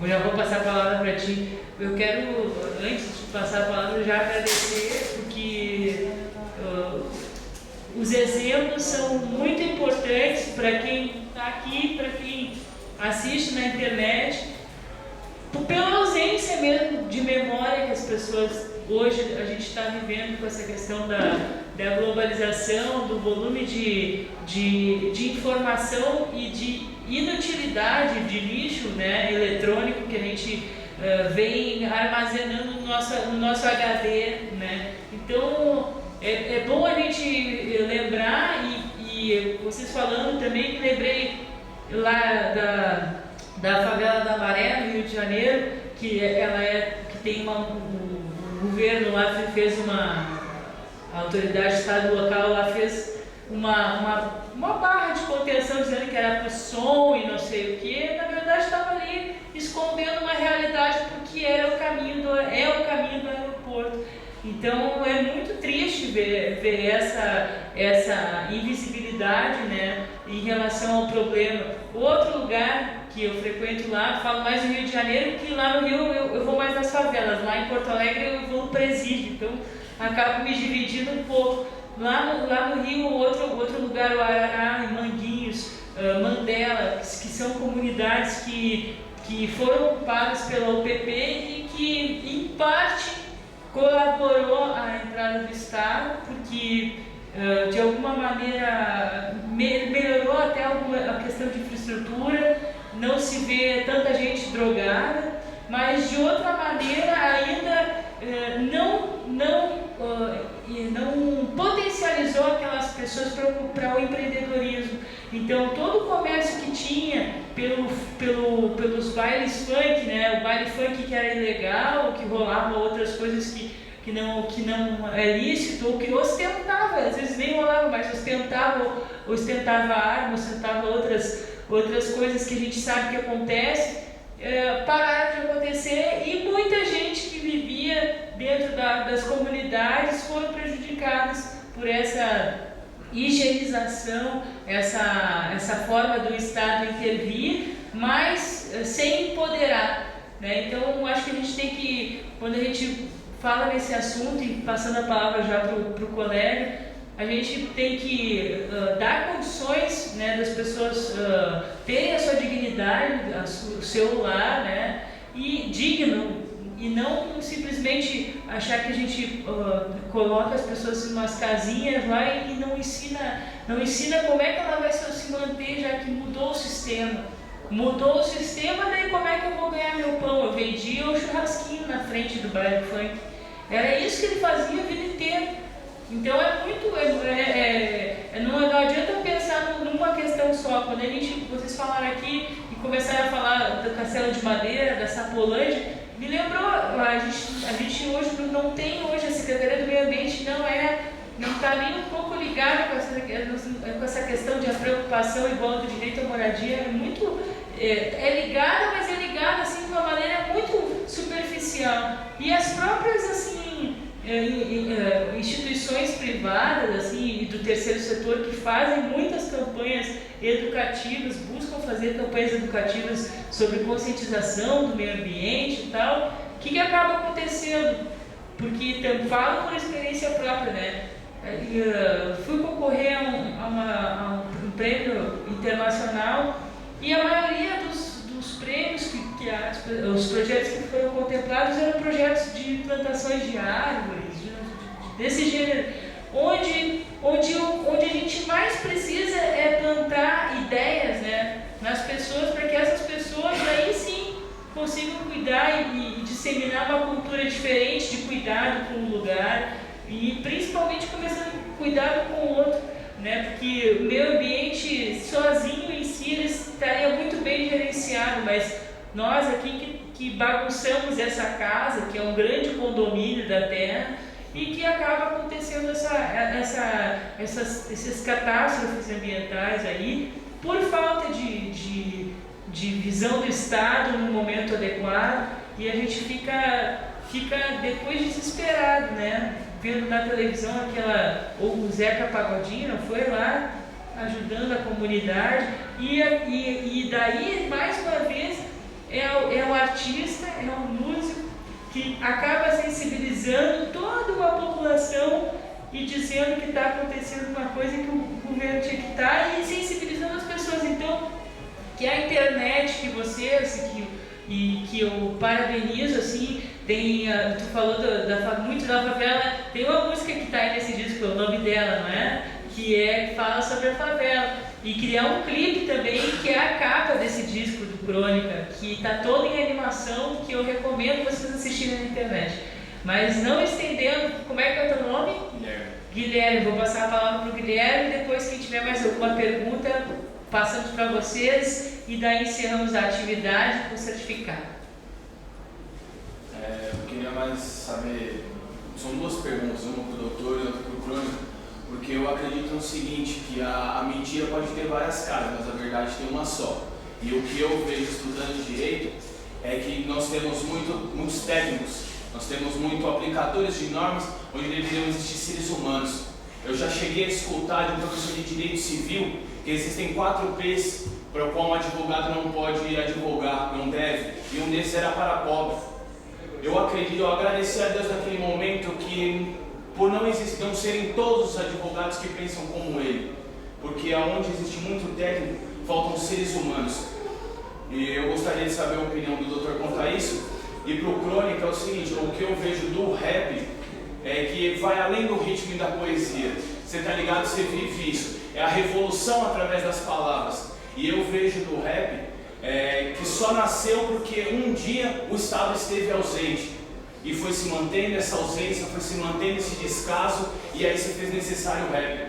Porque precisou mostrar para as pessoas que não precisa, o Estado não tem que dar para a gente entretenimento, a gente não precisa de pão e circo, a gente precisa de uma vida digna, né? Não é a economicidade, a gente quer vida digna, a gente quer um Estado que não seja uma mãe, seja realmente que dê a base para todo ser humano viver dignamente. Queria saber do doutor, então, essa questão dos profissionais da área do direito e como que seria para o rapper, para a pessoa que vive do rap, que vive o rap, como que é estar ali frente a frente com o cidadão e ver que ele prefere entretenimento, a informação, a cultura, a saber se posicionar. Quais são os outros P's? Os outros P's ele falou parente e falou pobre, mas eu acho que não teve uma aceitabilidade, ele parou nesses dois. E eu agradeço porque eu acho que os outros dois eram muito piores, viu? Acho que responde primeiro, doutor. Tá bom. Bom, volto a repetir. Tem gente que trabalha por dinheiro em qualquer profissão, né? Eu acredito que eu aprendi com um advogado que faleceu recentemente, Mário de Oliveira, que eu sou fã, e morreu com 101 anos, e ele me ensinou o seguinte: advogado trabalha, ou qualquer outro profissional trabalha por duas coisas, por dinheiro e por amor. E as duas coisas não podem caminhar separadas. Seja ele o advogado, seja ele cantor, seja ele ascensorista, as duas coisas têm que trabalhar juntas. Eu até consigo trabalhar só por amor, mas uma hora as contas batem a porta. E não são contas que eu posso dispor, que são supérfluos. A conta de luz, a conta de água, ela chega independente. Quando a gente tem filho, mais ainda. Então, ele dizia isso, Você tem que trabalhar por amor e por dinheiro, e as duas coisas devem caminhar juntas, não podem caminhar separadas. Você até consegue trabalhar por um ou por outro por algum tempo, mas não a vida inteira. E quem trabalha com direitos humanos, quem trabalha com o ser humano, ele precisa de outro requisito. É o requisito que se chama vocação. Eu tinha um amigo que ele sempre estudou para ser advogado criminalista. Estudava, queria trabalhar com a liberdade do ser humano, queria trabalhar com o ser humano. Um belo dia ele foi fazer uma prova para entrar num escritório de advocacia criminal. Eu lembro que eram 9 provas, ele passou nas 9. Eram 30 pessoas, 30 concorrentes para uma única vaga, ele passou. Ele trabalhou com 6 meses, o advogado passava, o chefe dele passava as coisas para ele, mas ele nunca tinha visto o chefe dele. E ele questionava a secretária, mas poxa, cadê fulano, tal, que leva o nome do escritório? Não, você vai conhecer, fica tranquilo. Com 1 ano, nada de conhecer o chefe, ele até tinha esquecido. Com 2 anos de escritório, a secretária fala para ele, você não queria conhecer o fulano, você vai conhecer hoje. Ele olhou para ele e falou, puxa, nem vim com o meu melhor terno, né? E ela deu endereço para ele. Ele pegou esse endereço e foi para Guarulhos. Ele olhou para cima, era o prédio Adriano Marreio, o presídio. Ele entrou no presídio, advogado criminal, preso, tem tudo a ver.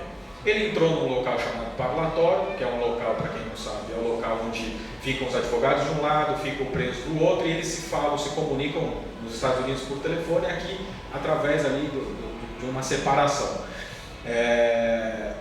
Ele olhou do lado, só tinham advogadas. Ele ficou esperando, com meia hora ele esperando lá, ele chamou o funcionário. Falou, você conhece o doutor fulano e tal? O funcionário falou, conhece, ele está todo dia aí, fica tranquilo que ele já vai chegar. E o advogado chegou, só que não chegou do lado dos advogados, ele chegou do outro lado, o advogado era preso. Ele foi conversar com o advogado, para ele era uma situação normal, porque ele achava, embora ele ficou surpreso que o chefe dele estava ali do outro lado, mas de qualquer forma para ele era uma situação normal, afinal ele era um advogado criminalista, que antes de tudo, antes de qualquer coisa, ele vê o ser humano. E ele conversando ali com o advogado que era o chefe dele, o advogado, claro, falou que havia um erro judiciário, que ele estava ali, ele era inocente e tal, mas que ele precisaria, né, no curso da estadia dele lá no presídio, ele acabou se filiando a uma associação de amigos, que você sabe qual é, de 3 letrinhas, né?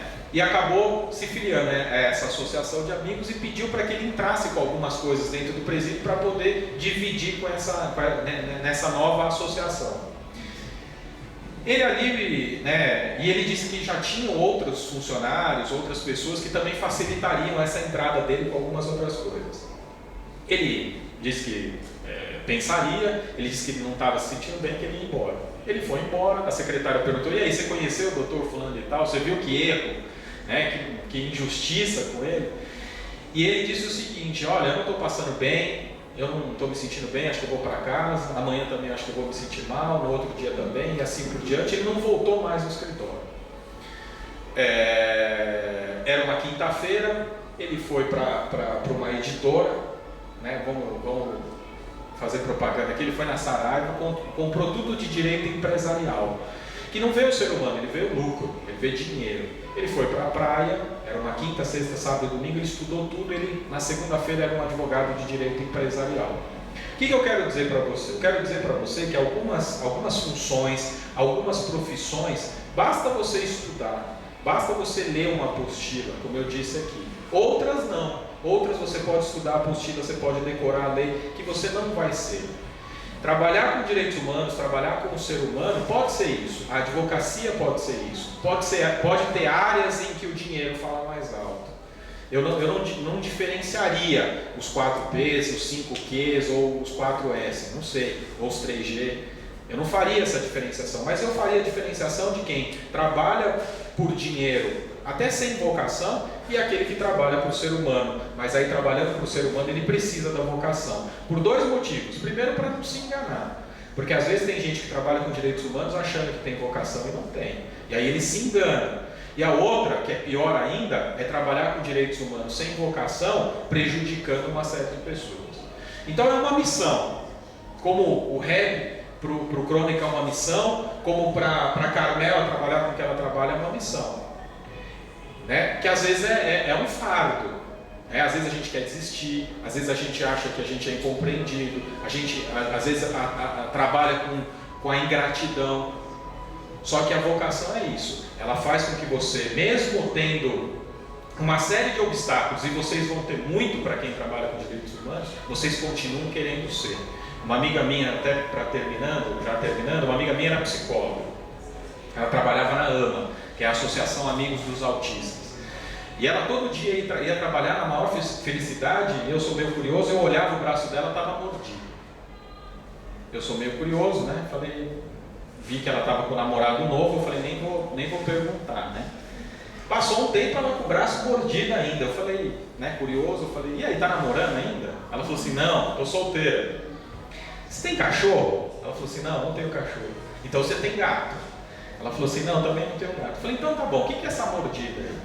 Ela falou, não, essa mordida é o seguinte, os meninos lá, que tem problema mental, eles me mordem muitas vezes, ou por euforia de alegria, ou por tristeza, dá uns 5 minutos eles vêm e me mordem. E a gente tem uma técnica para tirar essa mordida, para não arrancar minha carne e para não machucar o menino. E essa técnica ela depende de uma outra pessoa. Então eu dou um grito e tenho que esperar essa pessoa chegar. Tem que torcer também para que a outra pessoa não esteja sendo mordida, né? Porque senão as duas ficam gritando cada uma na sala. Mas todos os dias ela ia trabalhar com a mesma alegria. Isso se chama vocação. Um advogado criminalista que vai para o fórum defender um ladrão, e quando ele volta para o estacionamento que ele deixou na rua, o cara estourou o vidro dele e levou o toca-fita. Toca-fita não mais, né? Não existe mais. Hoje é o step. E leva o step, mas no outro dia ele está defendendo com o mesmo vigor. Isso é vocação, que passa longe de um pensamento do dinheiro. E talvez o seu professor, sem nenhuma crítica, porque, como eu disse, existem 2 vertentes do direito, tem mais, mas vamos se situar nessas 2. Talvez ele não conheça essa outra vertente do relacionamento pessoal com o ser humano, de conhecer a vida dele, de saber os porquês, de saber os motivos, não para justificar um assalto, não para justificar uma coisa errada, mas para explicar o motivo pelo qual talvez ele tenha feito aquilo.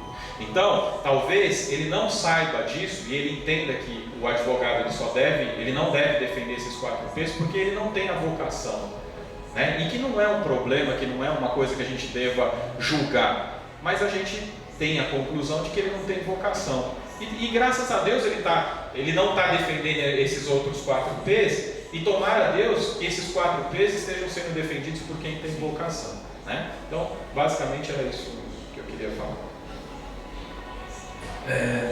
No meu caso, é até interessante, pegando um pouco o gancho do doutor, a gente que trabalha com hip hop, com rap, as pessoas querem que a gente trabalhe só por amor, não querem que a gente trabalhe por dinheiro.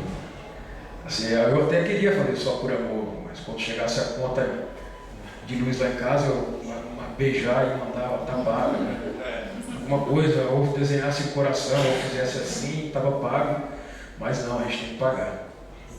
Agora, você falou da gente, como que a gente se sente, né? Vendo a pessoa que prefere mais entretenimento do que informação. Eu digo o que eu vou dizer agora, sem generalizar também, assim como eu falei no caso, quando eu disse que a gente tem uma parcela de preguiça, né? De não ler essas coisas todas, isso também é sem generalizar, é claro. A gente está mudando um pouco isso. A gente está se interessando um pouco mais por leitura. Mesmo que seja por gibi ou revista de fofoca, a gente está lendo mais e eu acho que é bom fazer essa lição. Na verdade, eu também faço rap de entretenimento, meu rap também entretém. O que diferencia é a forma que você entretém. É vazia ou é também com conteúdo? Eu sofri uma crítica uma vez no segundo disco da Família, chamado A Família Mais Romântica, no qual a gente fez uma música que se chama Hit das Ruas, que é uma música que está para dançar, para o DJ tocar, para o b-boy dançar, por causa da batida, mas a letra, o conteúdo é totalmente politizado. E um dia um DJ famoso, que não convém falar o nome, falou para mim assim que mas essa música aí não vira porque você não está falando de bagulho de pista. Eu falei, como assim? Ele falou, bom, você colocou uns assuntos sérios em cima de uma batida rápida para a pessoa dançar, mas você está falando uns negócios aí que não vira. Por que não vira? Não, você não está falando da balada. Está falando de uma bebida, perdão da palavra, das gostosas e tal. Eu falei, puta, então eu errei, né? Eu errei. Não errei em fazer a música, errei em mostrar para esse DJ, na verdade. E eu acho interessante a pessoa que gosta do rap entretenimento, mas o rap entretenimento com conteúdo, digamos assim. Eu vi o Zé Cabaleiro falar no domingo, lá no encerramento da Mostra Cultural da Cooperifa, que acho que a música tem que ser plural, tem que ter a pluralidade. Não posso querer que todo mundo faça rap de manifesto, rap de protesto, rap militante. Eu não faço só rap assim. Eu acho que o mais importante é que a música tem que ter algum compromisso. E que esse compromisso seja cheio, não seja vazio. Eu tenho o compromisso de fazer as mulheres dançarem. Não dá, né? Não é só isso. Eu acho que você consegue fazer tanto as mulheres quanto os caras, todo mundo dançar e falar umas ideias da hora. Você não precisa falar que ela é a... Né? Não posso nem falar as palavras aqui das coisas que a gente escuta, que é muito feio. É o mais elegante. E o interessante é que o rap nasceu do entretenimento. O rap no Brasil começou como entretenimento, como diversão, o Pepeu, com o Mike, com o Sebastião, e até com o Miele, fazer o rap do Gago, que era entretenimento, diversão, mas também já tinha ali seu protesto, a sua sátira, né? Falando da questão do transporte público, da falta de humanidade, quando você vê um morador de rua e você passa por ele como se ele nem existisse. Então, assim, o rap já nasceu do entretenimento.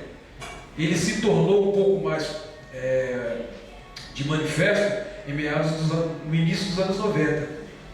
Em que a gente cansou de ficar brincando, só falando de brincadeira nas músicas. Cara, acho que tá morrendo muita gente, cara, nas periferias de São Paulo, nas periferias do Brasil. A violência está crescendo muito e ninguém está denunciando, ninguém está falando mais nada. O rock já estava sendo morto, porque o rock e o samba era quem denunciava. Já estavam indo para a indústria, sabe, aquela indústria que copta tudo. Então alguém precisava fazer alguma coisa, daí começaram a nascer as letras de rap, aí o rap começou a se manifestar, a protestar, a tocar o dedo na ferida. É por isso que todas as capas de rap dos anos 90, até hoje em dia tem muitas, a nossa imagem na capa não é sorrindo, porque a gente precisava passar uma postura séria mediante aquilo. Hoje a gente consegue sorrir, a gente já sorria antigamente, só que a gente queria passar uma imagem mais séria. Então, até quebrando, as pessoas perguntam, por que todo cantor de rap sai com cara de mal? Aí a gente brincava, fala, pô, porque a gente deixou de comer para gastar o dinheiro gravando um CD, então era cara de fome, na verdade, né? Não era de mal. Só que a gente já sorria naquela época. Só que para a gente passar, como é que a gente vai aparecer por aí sorrindo? Como é que eu vou falar que a polícia espanca meu povo sorrindo? Não dá, então a gente passava essa imagem séria. Então, assim, hoje quando a gente vê as pessoas preferindo o entretenimento, elas não estão erradas. Está errado quem tem o poder do microfone na mão e infelizmente usa isso para entreter de uma forma totalmente pejorativa, forma pornográfica, abusiva, né? A gente pega sem generalizar também, porque quando eu falo no funk, eu falo no funk que denigre a imagem das mulheres e das periferias também. Porque o funk não denigre só a imagem das mulheres e das nossas crianças, é da periferia, porque fica parecendo que na periferia só tem aquilo. E na verdade a gente sabe que não é, a gente sabe que não é. Então, assim, a gente consegue fazer um funk para tocar nas pistas, para as mulheres dançar meme, para todo mundo se divertir, falando de coisas positivas. Então a gente também consegue fazer um rap assim dessa mesma forma. O que não pode é a gente achar que existe aí, tem que existir um conflito, uma briga entre o rap entretenimento e o rap gangsta ou militante, ou seja qual for o rótulo que vão dar para o rap que está sendo feito. Né? Eu acho que a gente não tem que cair nessa. Eu acho que é a forma mais perigosa que o sistema consegue as suas vitórias é inserir no meio da gente a insegurança e o conflito interno. Sabe? Se a gente começar a falar mal um rap falar mal do outro, acho que a gente perde só nós. Eu acho que o funk não é o nosso inimigo. O inimigo é a falta de educação, porque o funk que está desse jeito, como diz o Sérgio Vaz também, é reflexo da educação que a gente tem no país. Quando a pessoa prefere o funk entretenimento, é porque às vezes o rap que está vindo para ela é só rap pesado. Não tem como você levantar às 5 da manhã, pegar um busão lotado para ir trabalhar no centro. Depois de 2 horas você chegar lá no centro, ouvir o patrão gritando na sua orelha, você depois voltar para casa, pegar mais 2 horas, com o ônibus lotado, chegar na sua casa, colocar um rap para ouvir, e o rap está falando de tiro, o rap está falando de violência, morrendo tanto. Rapaz, pronto, você está pronto para se tornar um homem-bomba. Então não dá também para o rap também ser só isso. Eu acho que mais vale o cara chegar na casa e escutar uma música que fale para ele do valor que ele tem, o quanto ele representa, o quanto ele é um herói de verdade para a família e para ele mesmo, do que você também escutar um rap que fala. O cara chega lá e coloca um rap e fala, hoje vai ter baile, não sei o que. Não dá também, né? Então, assim, eles não são culpados por preferir o entretenimento. Culpados somos nós rappers que não estamos conseguindo chegar no ouvido deles com o conteúdo que a gente quer que eles escutem. Onde está o rap militante? Tem que mostrar mais a cara.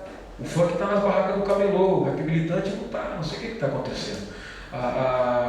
Parte disso também é que a gente ainda não sabe usar a internet, né? A gente está aprendendo a usar a internet ainda de forma contundente. Muitas vezes a gente sai entrar na internet para ver Facebook, Twitter, essas redes sociais, mas não entra para fazer uma pesquisa sobre quantas famílias foram despejadas para se construir o estádio do Corinthians e aquelas estradas em volta. A gente não vai para saber quantos prédios tem no centro de São Paulo para serem desocupados ou para serem ocupados por moradia, sabe? A gente não faz essas pesquisas. Então, não dá para condenar as pessoas que preferem o rap entretenimento, digamos assim, porque elas estão certas de buscar o entretenimento, de buscar um lazer. Eu só acho que a forma que esse lazer chega para ela é que está errada, assim. O lazer que está chegando é um lazer ruim, é o pejorativo, é o pornográfico. Então, se eu quero que essa juventude de hoje ouça o meu disco, eu preciso chegar até elas. Não dá para esperar elas chegarem até mim. Eu preciso estar lá, eu preciso estar dentro da Fundação Casa, eu preciso estar nas escolas, eu preciso estar nos assentamentos, eu preciso estar no centro de São Paulo também. Mas tudo isso deve ser feito como extensão, e não como abandono. Para mim, estar numa casa de shows no centro, eu não preciso deixar de cantar na favela. E para encerrar, é o que eu digo, não se preocupe por onde eu ando, se preocupe se eu não voltar. É isso.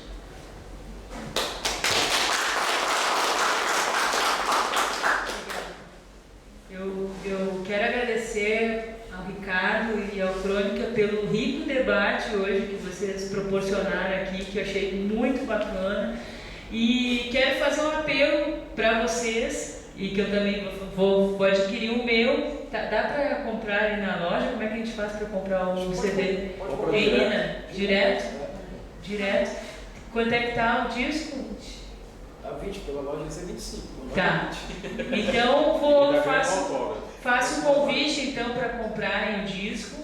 Aqui vou fazer de novo o convite, porque na verdade tem que comprar na loja, porque senão eles vão não conseguiu. Mas então isso eu vou cortar do vídeo, mas porque na verdade teria que comprar aqui. Então o que eu quero que vocês agora eu vou fazer pro vídeo, tá? Então eu quero que vocês adquiram o vídeo. Eu quero que vocês adquiram o CD do Crônica para dar presente de Natal. Façam isso pela cultura, pela manutenção da arte, pela arte de entretenimento com o conteúdo.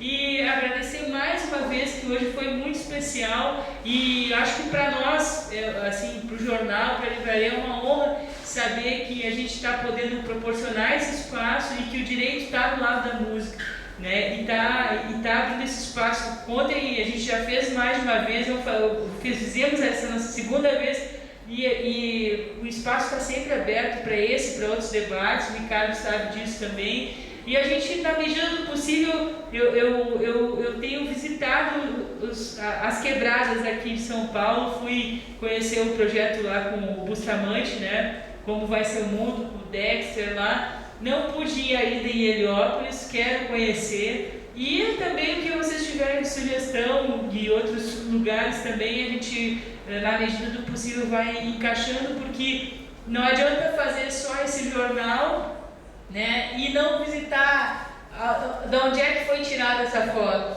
né? É lá da comunidade de Manguinhos, Arará, daquela região lá, um amigo meu que fez essa foto. E está dizendo ali, ó, o que está precisando? A gente precisa dar atenção para esses lugares, né? Esses lugares que não estão em capas de jornais, né? Muitas vezes, às vezes tá atriz, tá tudo menos aquilo que a gente precisa mais dar visibilidade. Então vamos usar os meios alternativos como o Crônica falou aqui e fazer com que esse vídeo seja um instrumento aí de divulgação e de fortalecimento do que a gente deseja como cultura de direito e cultura de direitos humanos e cultura de uma maneira geral, né? De respeito ao próximo, de respeito às diferenças e de entender mais, não só olhar o fato, o ato final, mas entender o que leva, né, a uma pessoa de repente ter um comportamento violento ou agir de uma maneira por estado de necessidade, né? Ou de revolta mesmo, porque a gente não sabe o que tá por trás disso. E agradecer a Nina também, a Nina Fidelis, jornalista, esposa do Crônica, a Isa, que eu conheci pela primeira vez, a Gisele, professora, que está aqui também, aos estudantes que vieram aqui e que também curtem rap, curtem música. E a gente vai estar fazendo a entrega agora do certificado e convido vocês então para adquirir o CD do Crônica. Boa noite, terminando no vídeo e aqui a gente continua. Quer fazer uma pergunta? Vou deixar então, peraí, vou deixar ela fazer a pergunta aqui e vou passar para os dois aqui. Antes de fazer esse Na verdade, não seria nenhuma pergunta, queria só fazer uma exposição do meu pensamento. Foi até por isso que eu fui atrás da Carmela, comecei a fazer um trabalho com a minha colega na faculdade, de Direito Penal, e a gente começou a descobrir uma série de coisas sobre até quem está construindo o estádio do Corinthians, que são os ex-presidiários, que não estão recebendo salário por aquilo. É um absurdo o que está acontecendo em volta de tudo aquilo, as empresas que estão empregando e recebendo prioridade em licitação para dar emprego para os ex-presidiários. É um trabalho escravo, porque não tem direito ao INSS, não tem direito a fundo de garantia. Então, nós queríamos colocar isso para o mundo, sabe, para o Brasil, para as pessoas tomarem consciência do que está acontecendo por trás, né, com esse trabalho que a gente fez. E a partir disso, acabei conhecendo o jornal, conheci a Carmela, e meu pensamento vai muito de encontro com o seu, e eu me sinto muito fraca no banco de uma faculdade, expondo a minha opinião, porque eu vim da periferia, eu vim de uma família que invadiu um local em Osasco para morar. Eu vim de uma situação muito difícil, que minha mãe, ela era pobre, ela não tinha como pagar um advogado. Então, numa situação assim que eu olho para trás e falo, eu fui vítima. Então, hoje eu posso fazer diferente, hoje eu estou numa situação diferente e eu quero mudar. E como mudar? Eu não consigo mudar voltando para lá e tentando trazer as pessoas comigo, porque é difícil, porque o outro lado aqui não aceita. O lado que eu vivo hoje, as pessoas que, graças a Deus, eu estou numa situação melhor, mas eu me sinto muito mal de ir para lá e ver como os meus amigos, os meus familiares estão. Então eu acho que o poder que você principalmente tem com a música seria de fazer um trabalho não com os pobres, mas com os ricos, para eles abrirem mais o coração, música para eles, porque eles precisam mudar e não os pobres. Os pobres já estão aceitando demais, uma mudança para eles eu acho que não cabe mais. Eu não consigo falar em mudança para os meus irmãos. Aí eu acho que do outro lado eu vejo isso, que eu penso assim, eu consigo mudar o pensamento do meu marido. Meu marido é uma pessoa que tem berço, e eu consigo expor para ele o que é. Ele não sabia nem o que era mistura, não tem mistura em casa. Não sabia o que é essa palavra mistura. Nós sabemos, né? Ele não sabia. Então assim, conscientizar essas pessoas que estudam numa escola melhor, que têm acesso à educação, à saúde, de ajudar um pouco o outro, porque eu acho que aí a gente ia conseguir ter um pouco mais de equilíbrio na sociedade. E eu estou fazendo a minha parte, mas é tão pequeno, é tão difícil. Eu coloquei minha filha para estudar numa escola pública. E estou sendo assim, a família, todo mundo está acabando comigo. Os próprios colegas da faculdade. Como assim? Mas por quê? Né? Então, mas conversando com outras pessoas, não estou conseguindo mudar. Tem uma amiga oftalmologista que tirou 3 filhos da escola particular e colocou na pública. Mas é pequeno o meu trabalho ainda, mas eu sinto que eu vou conseguir fazer alguma coisa. Então, de repente, eu tenho uma frase assim que, se você um dia pensar numa música... Não, você sabe que uma vez eu estava no Horizonte Azul, que é perto de Capão Redondo, e a gente fez uma palestra lá e um dos temas era felicidade. E o palestrante falou sobre felicidade, o menino levantou a mão e falou: eu queria saber o que é felicidade para você, porque eu acordei hoje 3 horas da manhã, porque estava chovendo, e as goteiras que tem em casa faziam com que meus irmãos menores não conseguissem dormir. E eu tive que ficar ali porque minha mãe é alcoólatra e meu pai usa crack. Eu fiquei a madrugada inteira tentando adequar meus irmãos naquela situação. Eu não consegui dormir, mas de manhã eu tive que ir para a escola. Esperei a moça chegar, que ia cuidar dos meus irmãos. Eu pulei um lamaçal para poder pegar um ônibus lotado, ir para a escola.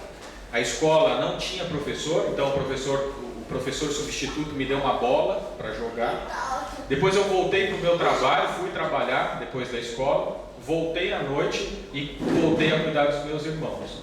Então, diante desse quadro, o que é felicidade? Eu confesso que eu quase me escondi ali para não ter que responder, porque eu não sabia responder. Esse outro palestrante, que é um gênio, ele disse o seguinte: olha, felicidade não é atingir o resultado, que muitas vezes é utópico. Às vezes não é você ter uma mansão e não precisar se preocupar com a goteira. Às vezes não é você estudar num colégio particular e ter o professor. Às vezes não é necessário ter um carro e não ter que pegar o transporte público. Felicidade não é isso. Felicidade não é o resultado. Felicidade é saber que está no caminho certo. Então, o fato de você fazer o que faz, de você ter esse pensamento coletivo, eu posso dizer para você, já se sinta feliz porque você está no caminho certo. Da mesma forma que talvez o Crônica não consiga atingir todo o resultado que ele espera, e eu acredito que, embora a própria música do Racionais diz, né, o seu filho eu já consegui para mim. Por quê? Porque a coisa está mudando. As pessoas já deixaram de se preocupar com a grade só. Porque quando a periferia começou a se mostrar, a primeira preocupação de quem estava num nível mais elevado era a grade, era o carro blindado. Ele já viu que isso não resolve. Mas vai descer do carro blindado, eu falo para as pessoas que moram. Ou ele vai mudar para Miami, vai mudar para outro lugar, ou ele começa a se preocupar com o povo dele. Afinal, vivemos numa mesma sociedade e tudo que reflete nele é reflexo de alguma ineficiência. Então, eu acho que essa mensagem é a que motiva quem luta pelos direitos humanos. Não é atingir resultado, não é atingir... estão me boicotando. Não é atingir o resultado muitas vezes, mas saber que está no caminho certo. Eu acho que um pouco do que a gente está fazendo aqui, um pouco do que o Crônica faz no dia a dia dele, um pouco do que vocês fazem no dia a dia de vocês, é um pouco estar no caminho certo. Por isso que a gente tem que estar feliz por isso. De pouco em pouco a gente consegue um grande resultado. Qual que era a frase que você falou? Então eu penso assim que aí você poderia pensar em algo melhor. Quando o pobre, a sociedade se mistura, o pobre sonha e o rico desperta. Porque hoje nós estamos tendo crimes de filhos milionários matando pais por dinheiro. Então essas famílias nobres também estão sendo vítimas da violência, que elas mesmas estão plantando dentro de casa, separando. E aí se esse filho um dia se sensibiliza, até mesmo com direitos humanos do outro, ele vai para a favela, ele vai usar o crack lá na favela.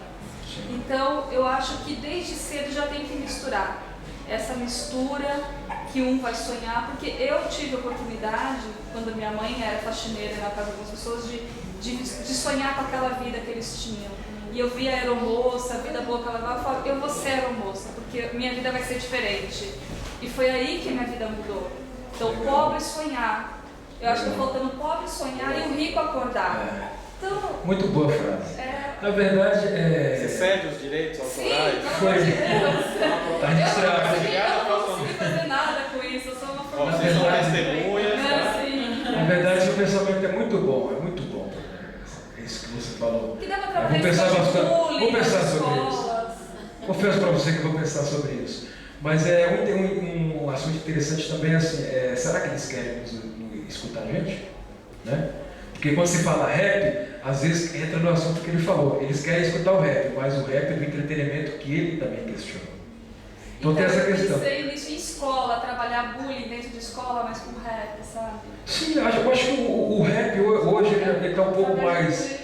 Tem umas portas se abrindo mais para o rap hoje. Só que assim, é muito delicado. A gente não pode ir de uma vez, isso não pode acontecer de uma vez.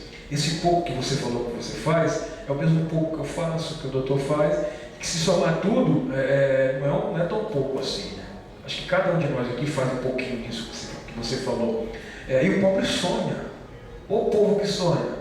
Como a gente sonha. Eu acho que a gente é tão frustrado porque sonhamos tanto.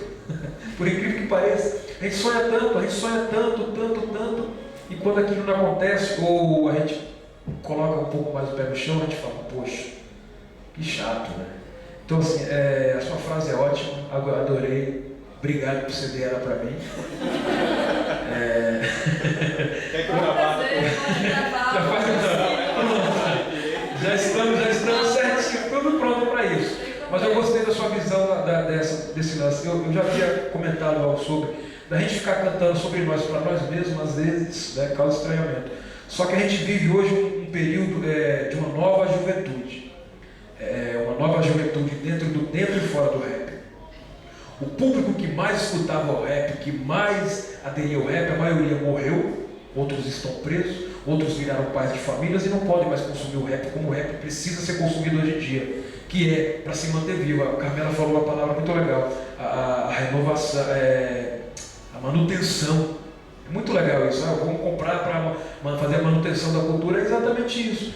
Então, a maioria das pessoas, os fiéis lá daquela época, sabe, os militantes, aqueles guerreiros, infelizmente hoje eles não estão consumindo tanto rap assim. Por quê? Porque a gente, de 10, 3 morreu, 3 estão presos, os outros viraram pai de família. Ainda bem, eles estão vivos. Mas só que já não podem mais ir nas festas de rap, já não podem mais ficar comprando as roupas de rap, já não podem mais consumir tanto CD. Por quê? Porque agora ele tem que pagar as contas, tem que criar família. Antigamente o salário dele era só para se vestir e comprar CD de rap para as festas. Né? Hoje em dia mudou muito isso. Então hoje tem uma juventude nova que precisa ainda.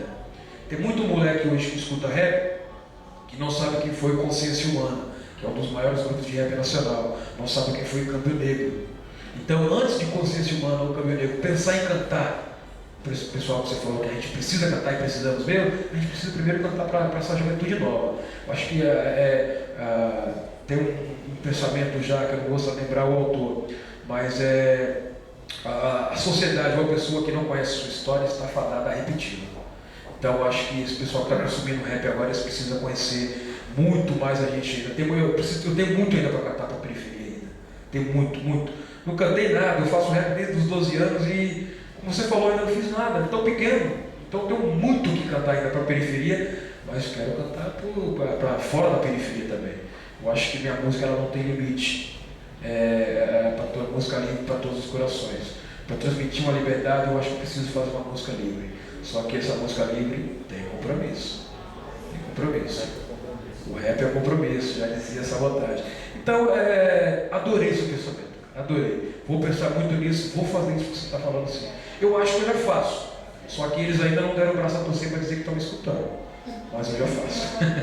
Muito obrigado e parabéns pela frase. Valéria, né? Valéria. E eu quero agradecer por ter vindo aqui, vocês, né, terem vindo aqui e me encerrando, né?